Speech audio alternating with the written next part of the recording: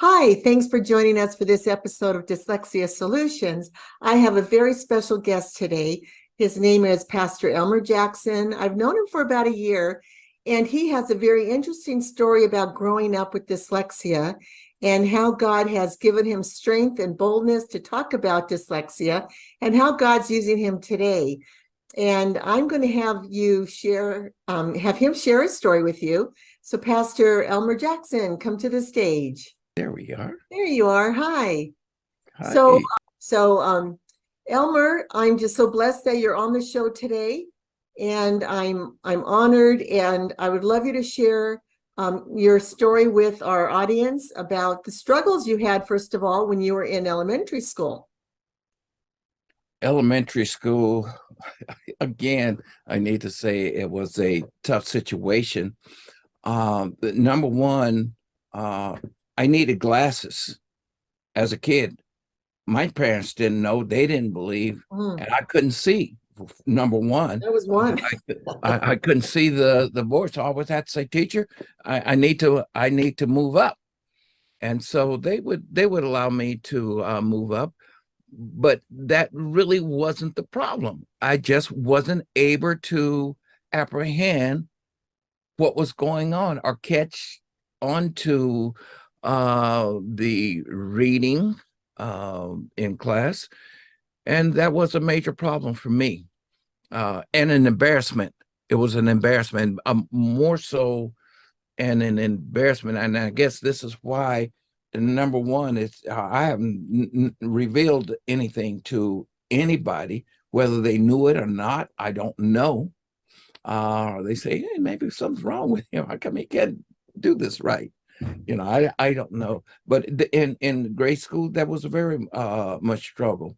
And it is also a means of helping me straighten people out when they call me dummy. And anybody that has that, the kids are cruel. They're very cruel, and so they will label you, and then other kids will chime in with them, and that was a hurting part when they would say you're dumb, you know, and I thank the Lord for my family because my father had a struggle, and he insisted that we had to go to school. We better get what we needed to do.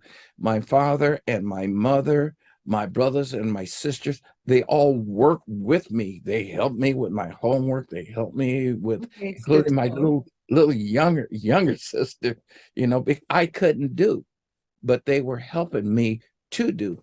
So I ended up from grade school, junior high school, and junior college and college. Okay. You mentioned earlier that a lot of your family was even in your own school. Yes, they were. You want to talk about that? Community where our family was our neighbors, you know, and they were there in our school. And the ironic thing about it, you have different types of families. I guess it's the genes or whatever. You have families that are musicians and singers, families that are painters, families that are actors. I have a family that are halfway geniuses. They're very intelligent, very smart, number one in their classes, in school, out of school, in college. And we have some that we call them professional students. They just stayed in school learning. That's the way my family including my siblings, my sister, my brother, and my older brother, which is also a minister of the gospel, that he left at 17 and was in the military for about 27 years. But he went into the Secret Service aspect of it. We didn't know what the man did. And today, we don't know what he did. And they used to think he was a James Bond or something. But intelligence ran in my family. Okay, that's very interesting. And you wonder how many of your relatives could have had dyslexia too, right? Well, I do have some on my father's side that have dyslexia, and one is really ironic because she can write, but she doesn't write like we write. Her writing is backwards, and you can Uh-huh. take her writings and put it into the mirror, and it reflect like rewrite, you know. Yes, and But that's it's the way her brain works. It's just like with me. I see things that I don't see. I call numbers that are not there, you know? And so I have to and learn how to slow this down to focus everything in its order instead of being out of order like I see it. that's so interesting. Dyslexic people have shared with me writing and holding it to the mirror because they could read their own work, but it would be backwards. And that's what Leonardo da Vinci used to do, write his script backwards.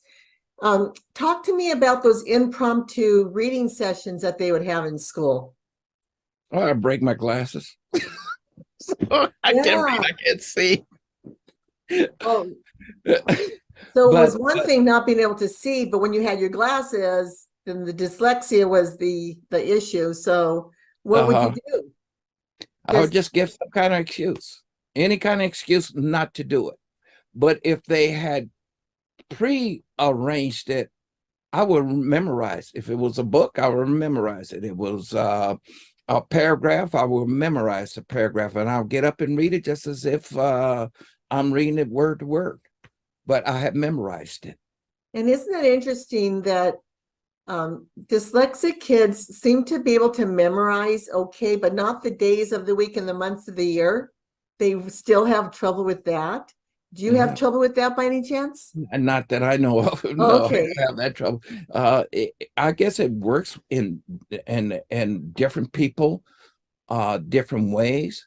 But Uh-huh. one of the things that I do know, it's like if you come short on one end, God will give you something else to make up for that shortness. Yes, he Oh, does. and that's what He has done with me. It made me an achiever, an achiever or an overcomer.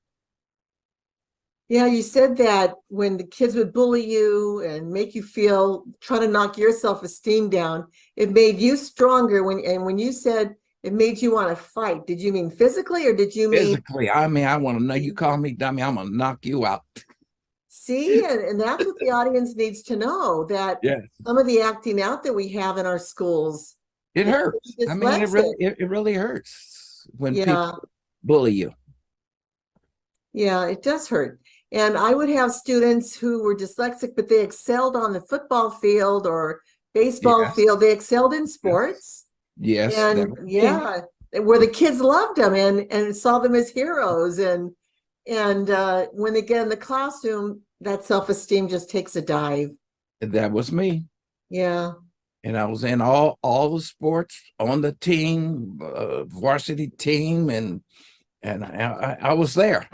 Uh-huh. But A when it star came and a to the hero. classic part of it, that's another story. But people, there are a lot of people that are willing to help you in this.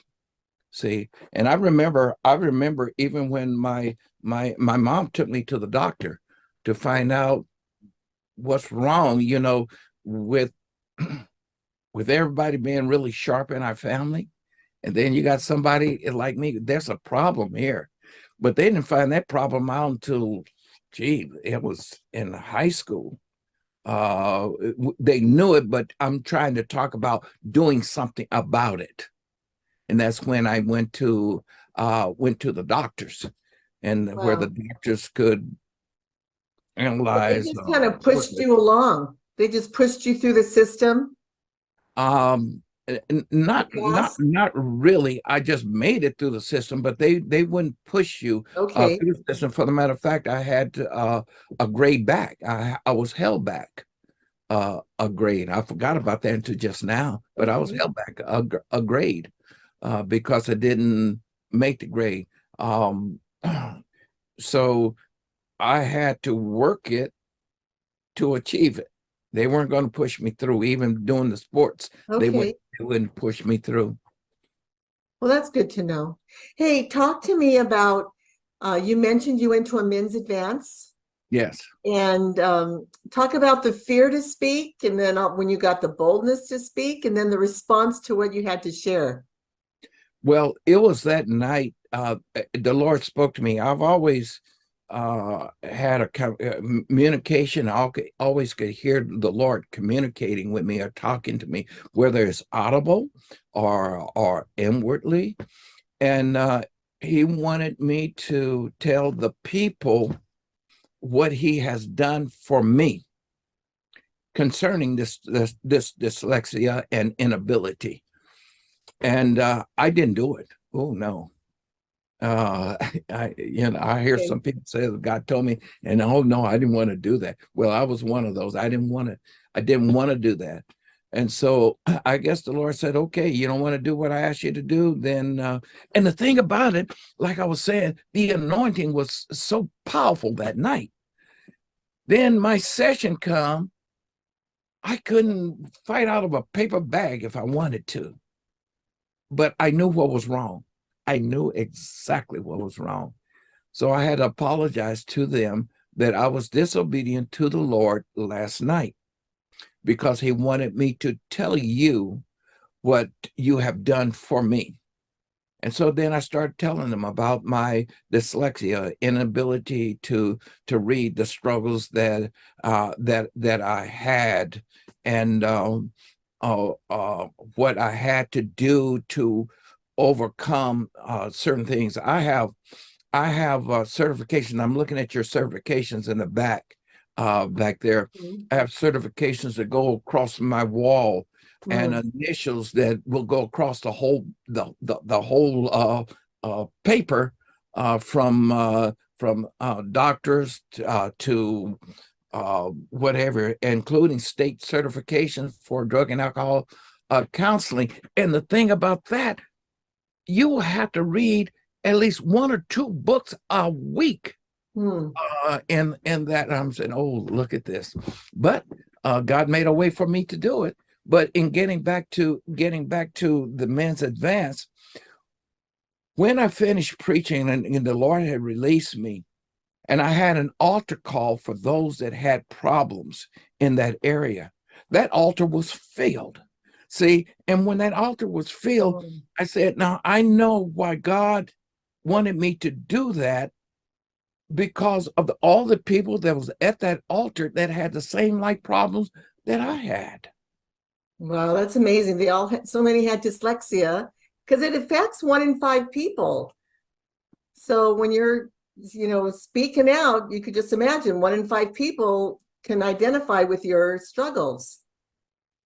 And I feel this, that if you want to, you can.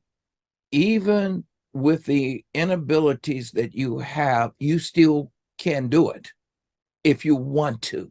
But Achieve it'll take goals where I'll just use my wife for an example. She went to school with me too. I'm saying to her, say, baby, aren't you going to study? Aren't you going to study? And she said, yeah, she'll study that night. And she'll study that night. I'm studying all week long. And every moment that I get, I'm studying. Uh, and also in the class, again, just listen to the people talking and blah, blah, blah, blah. Oh, yeah, they're tough. But the time of graduation, a lot of those didn't do it or cut the grade. And I was in the top 5 Wow. of the graduates. How did I do it?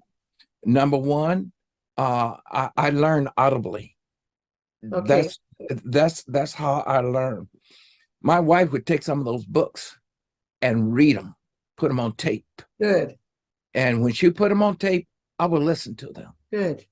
I would listen to them. I would write down the important things. And when it came time for the test and all, it was almost like I can see the answers. I can see them. I just go over and over and over and over until it's part of me, and I can just see the answers. That's really encouraging. And then you even said that some of the men that came forward, one man in particular left being a pastor. Yes, he did. And he decided to go back. He decided to go back. He was hurt. He was hurt just like I was hurt. He got inspired. And people also hurt him. And I don't know if he did his due diligence to apprehend his pastorate or not. I don't know that. Mm-hmm. But however it was, it affected him that he had to quit. Not by force. He said he quit on his own. Yeah. And he decided, after hearing my testimony, hearing what the Lord had done for me. And again, he was probably just like me, because a lot of people did talk to me publicly, but he didn't want to talk to me publicly. He wanted me to come to his room and talk to me privately. Yeah. Behind that. And there are a lot of people that don't want to be exposed, like I didn't want to be exposed either. Yeah. Well, we know that knowledge is power, right? So, and we're learning so much about dyslexia. So, and we're learning about the genius trait of dyslexia. So when people know that they have a trait of genius, maybe you're not so reluctant to share, because you have these bright ideas, and God gives us the brain parts to all work together, but some of our brains just work differently, and that's all dyslexia is. The brain is wired differently. That's what I say, is wired differently. It's just like what I see is not what's there, and then I have to put it together to make it what it's supposed to be. Let me ask you about looking at things 3D. Are you able to look at something and if it's dimensional, wrap your head around it, like if you were an ice carver or a wood sculpture? No. I'll give you an example of something. Let's use this. 1, 2, 3, 4, 5, 6. Yeah. I'm seeing maybe 2, 3, 4, not 1, 2, 3, 4, 5, 6. This is what I will be seeing. And so I'll have to slow this down to see 1, 2, 3, 4, 5, 6. Yeah, interesting. I would think like an optometrist would say it's a vision thing, but a lot of times dyslexia is visual processing, but it's the processing issue that would give that challenge. Some kids have seen floating letters. The what? Some people have seen floating letters. We've had overlays that are different colors, like orange or lavender and blue, that you would put over a page so that letters didn't float. Or sometimes the overlays over the pages would make the letters step out where you could read more easily. So there were, a lot of little tricks that way that optometrists are also using to help vision issues. I'm going to show you something that helps me out. I don't know if you can see this or not. Can you? Well, I saw some highlighting yellow and red. Yeah. That's what I do. To have a plain writing, yes, that would be difficult for me. Yeah. But to highlight them and I emphasize on certain things, that's what helps me. Well, and that's a really good strategy even for non-dyslexic people, because I know when I speak at a conference, I'll change my paragraphs to be different colors. And even though I pretty much internalize what I'm going to speak from, if I need to refer to my notes, I'll know by color what color I pretty much dropped off at, and I can pick it up real easy. So that's a real good strategy overall. So we call that a dyslexia hack, huh? Yeah. Hey, we're going to have to wrap this up. But what would you like to close with and share with our audience, just to encourage them? What is in your spirit to share with them? What's in my spirit? You can do whatever you so desire to do. If you have a problem with it, work harder. to achieve what you need to achieve. Every one of us have gifts from God. They may be different gifts. We may not look like, talk a lot, see a lot, but God has gifted us and developed the gifts that God has given to you, and you will be an overcomer. That's really good. Okay, our guest today is Pastor Elmer Jackson, and I want to thank you for joining us today, dear audience. And Pastor, thanks for being here as well. Until we talk to you next week, bye-bye now, and God bless you. God bless you too.